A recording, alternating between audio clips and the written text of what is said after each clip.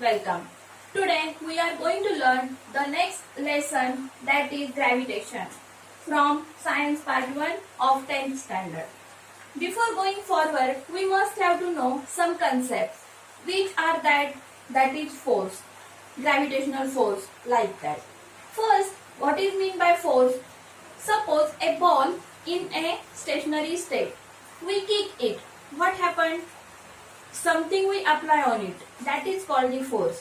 Whenever ball in a motion, we stop it by applying something.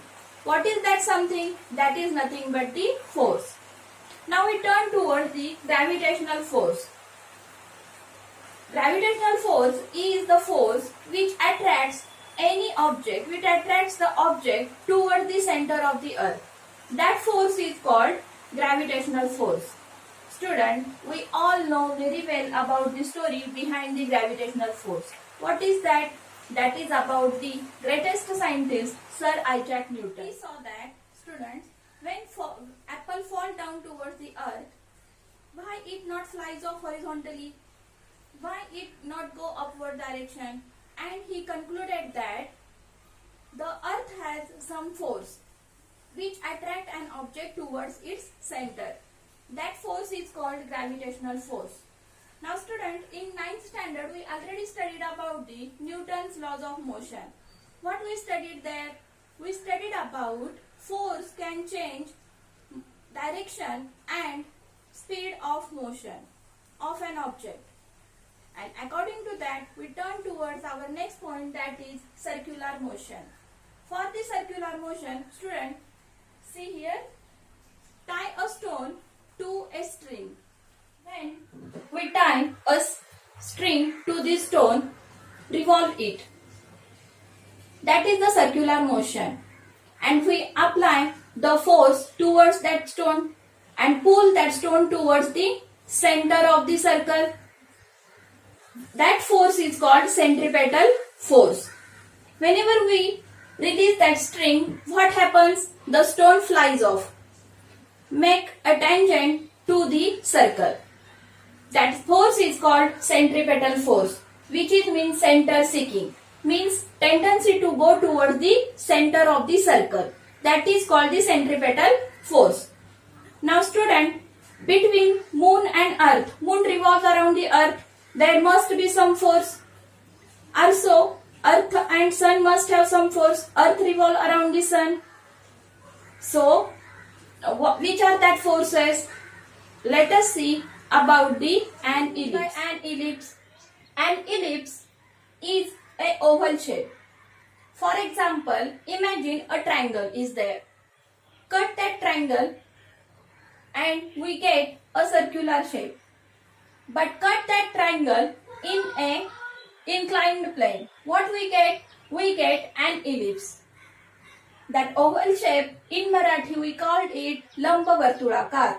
That oval shape is called an ellipse. What an ellipse gives us? The sum of distances to the two focal points from every point of the curve is constant. What is mean it? Suppose F1 and F2 are the two focal points in that ellipse. A, B, C are any point on the curve. The distance from that points A, B, C towards the focal points and sum of that distances is constant. So see here, AF1 plus AF2 sum is equal to BF1, BF2 is equal to CF1, CF2. Suppose I take any one of the D point anywhere on the curve. I take it here. That distance is DF1 plus DF2. That is also equal. Then we can take E point like that. Whenever we take any point on the curve, its sum of the distances is always constant. The first law of Kepler is what? Student, before that we must have to know what is an orbit. An orbit is a circular path. Suppose there is a sun and around that sun a planet is revolved. So what is the first statement of first law of Kepler's? He said that the orbit of a planet is an ellipse. What is it? Is an ellipse with the sun at one of the foci. At one of the foci. That is the Kepler's first law. It is a very simple law. See, here is the sun and planet A revolve around it in an ellipse. So that is the simplest and easiest law. Now we turn toward the Kepler's second law. What he said? He said that the line joining planet A, planet and sun, that lining sweeps equal areas in equal time interval. Suppose that planet A join to the sun, that line go up to here, it sweeps equal area in equal interval of time. Like that, C planet go to up to the D, it sweeps equal area in equal time interval. Like that, the next means their areas are same. That is the Kepler's second easiest and simple law. The line joining the planet and sun sweeps equal areas in equal time interval. That is the second law. Now we turn toward the Kepler's third law. Now students, we turn toward the third law, that is Kepler's third law. What is that law?